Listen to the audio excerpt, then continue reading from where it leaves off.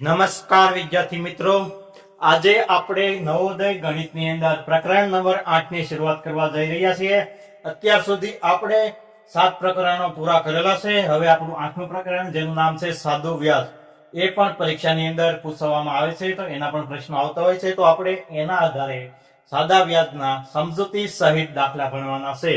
જો તમે અમારી ચેનલ પર નવા હોવ તો અમારી ચેનલને સબસ્ક્રાઇબ કરવાનું ભૂલશો નહીં, જેથી કરીને કોઈ પણ નવો વિડીયો આવે, નવોદયની લગતી કોઈ પણ માહિતી આવે તો સૌથી પહેલા માહિતી તમને મળી રહે અને સૌથી પહેલા અમારો વિડીયો તમે જોઈ શકો એના માટે ચેનલને સબસ્ક્રાઇબ કરવાનું ભૂલશો નહીં।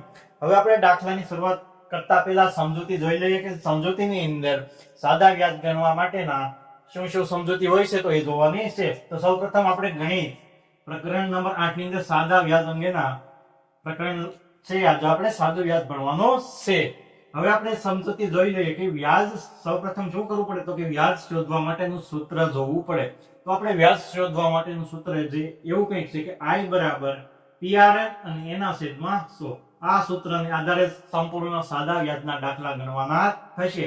તો આ સૂત્રને બુકની અંદર લખી નાખવું ફરજિયાત છે।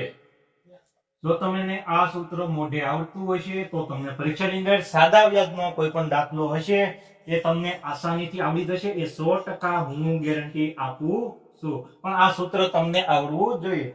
હવે આપણે વાત કરવાની છે I, P, R, N એ બધા વિશે સમજૂતી લેવાની છે। તો કે I બરાબર ઇન્ટરેસ્ટ થાય છે, P બરાબર પ્રિન્સિપલ, પ્રિન્સિપલ એટલે કે મુદ્દલ, કે જે મૂળ રકમ હોય છે એને આપણે પ્રિન્સિપલ અથવા P કહેવામાં આવે છે, અને એને આપણે સંકેતમાં અથવા ટૂંકમાં P વડે દર્શાવવામાં આવે છે, તો આપણું P થઈ ગયું છે।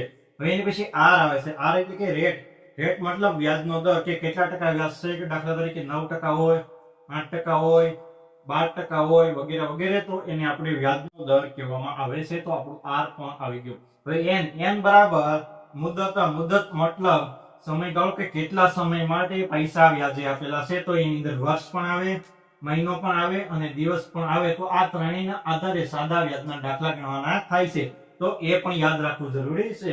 હવે આની અંદર એક નવો શબ્દ આવે છે એ બરાબર વ્યાજ મુદ્દલ, વ્યાજ અને મુદ્દલ બંને ભેગા મળીને એ બનાવે છે, તો આપણે વ્યાજ અને એના પ્લસ મુદ્દલ, તો આપણને એ બરાબર અમાઉન્ટ, અમાઉન્ટ એટલે કે રકમ, તો અહીંયા આપણે એ શોધવાનું કે તો એ બરાબર P plus I, તો આપણને એ જે છે એ મળી જાય છે। હવે એની પછી આપણે અહીંયા સમયગાળા વિશે વાત કરી લઈએ કે વર્ષ આપેલો હોય, મહિના આપેલા હોય કે દિવસો આપેલા હોય ત્યારે આપણે શું કરવું।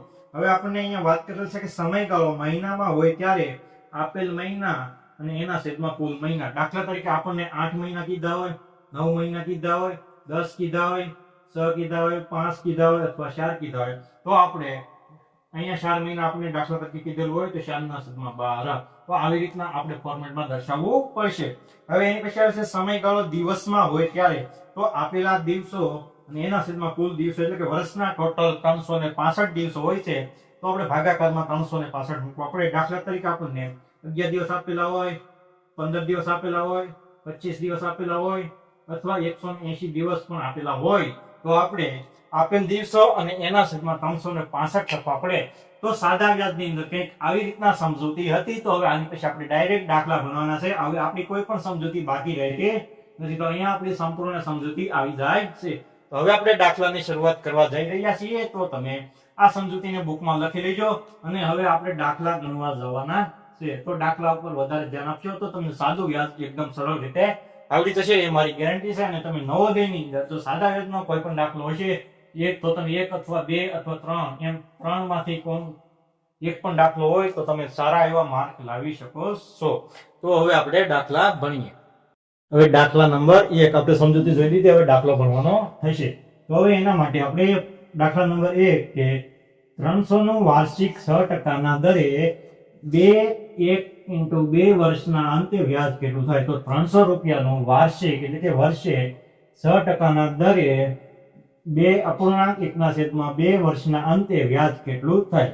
આપણે સૌપ્રથમ સૂત્ર મૂકવું પડે, તો I બરાબર PRN અને એના છેદમાં 100। તો સૌપ્રથમ આપણે સૂત્રથી શરૂઆત કરવી પડે, આપણે સૌપ્રથમ સૂત્રને મૂકવું પડે। હવે અહીંયા તમને 2.1/2 વર્ષ આપેલા છે, તો આપણે એને પૂર્ણાંકમાં ફેરવવા પડે। તો તો સૌપ્રથમ આપણે 2 અપૂર્ણાંક 1/2 લખી દીધા. હવે અહીંયા આપણને 2 ગુણ્યા 2 અને એના પ્લસ 1 અને એના ભાગ્યા 2, તો 2 ગુણ્યા 2 તો આ બંનેનો ગુણાકાર થાય છે, તો 2 ગુણ્યા 2 ને અહીંયા સરવાળો થાય છે, તો 2 પ્લસ 1, તો આમ લખી દેવાનું છે અને એના છેદમાં જે હોય એનું વિધ રાખવાનું છે. તો 2 દુ 4, 4 ને 1 5 અને 5 ભાગ્યા 2 કરીએ તો આપણને મળે છે 2.5 એટલે કે 2.5. તો આવી રીતના આપણે પૂર્ણાંકમાં ફેરવી નાખવાનું છે, જેથી કરીને વ્યાજની ગણતરી કરવામાં એકદમ સરળતા રહે. હવે આપણે અહીંયા p બરાબર કેટલા છે તો કે 300 રૂપિયા, તો 300 લખી દેવાના છે. અને વાર્ષિક 6% કીધું છે તો આપણે 6% વ્યાજનો દર એટલે r લખી દેવાનો છે.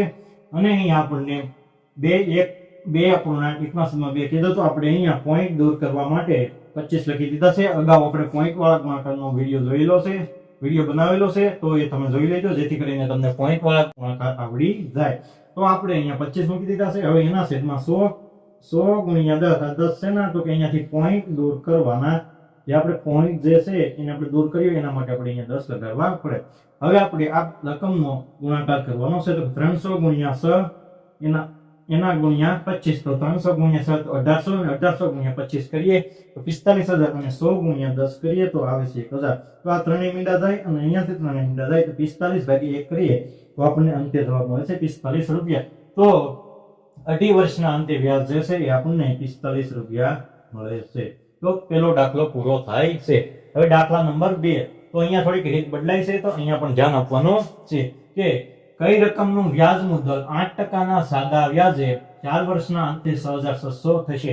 અહીંયા આપણને વ્યાજ શોધવાનું કીધું નથી, અહીંયા આપણને એ શોધવાનું કીધું છે, એટલે વ્યાજ પ્લસ મુદ્દલ. તો આપણને કઈ રકમનું વ્યાજ મુદ્દલ 8%ના સાદા વ્યાજે 4 વર્ષના અંતે 6600 થશે.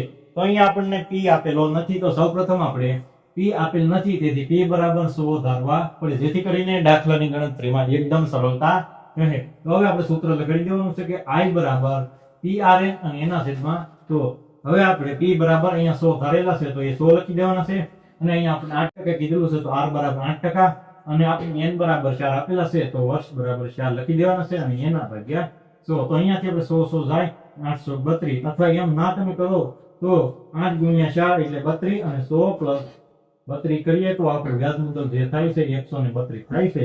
તો આપણે અહીંયા 100 ને ઉડાડવાની જરૂર પડતી નથી. જો વ્યાજ મુદ્દલ 132 હોય ત્યારે કુલ મુદ્દલ જે છે 100 હોય. આ મુદ્દલ કઈ છે તો કે p બરાબર મુદ્દલ કહી શકાય. તો આપણને કુલ રકમ આપેલી છે, તો મુદ્દલ 100 હોય છે.